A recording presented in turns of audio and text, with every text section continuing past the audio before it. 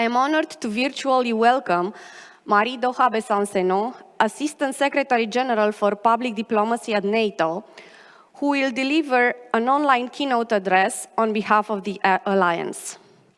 We would like to specially thank the NATO Public Diplomacy Service for their continuous support of this forum. Enjoy your day. Distinguished guests, good morning. I'm Marie-Doha Besancenot. I'm NATO Assistant Secretary General for Public Diplomacy, and I'm very honored to be addressing you, the Aspen and GMF Bucharest Forum, Aspen Institute Romania, and the German Marshall Fund of the United States are both long-standing partners of NATO's Public Diplomacy Division, and we deeply value our cooperation. So today, with increasing great power rivalry, with Russia's brutal war of aggression against Ukraine, of course, and with the current conflict in the Middle East, polarization, fragmentation, and suspicion threaten trust in our democracies. The work of the Bucharest Forum has become even more important in that respect for the region. So thank you for organizing, once again, very timely discussions on themes of strategic importance to NATO with key actors. The current security environment brought a lot of attention to disinformation and propaganda in particular. We know that the information space that we live in today is loud and contested. It's driven by algorithm. It's ruled by targeting mechanism, which really overpower the free play of opinions. Overall, it is completely destabilized by deceitful messaging supported by heavy chatbot activity.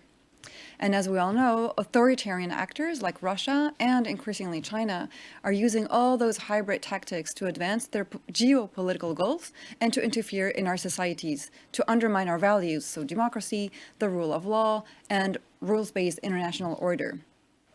This widespread manipulation of information is directly targeted at our citizens, shaping behaviors in the long run, influencing decision-making in our societies, and weakening very directly support for Ukraine. Last summer, at our summit in Vilnius, we showed unprecedented display of allied unity, and we also communicated very clearly NATO's priorities as a collective defense organization. For the first time, the battle against misinformation and disinformation, hybrid threats in general, was clearly described by allies as a NATO priority. Allies were even encouraged to tackle it in a coordinated manner and attribute it disinformation if they have the tools to do so.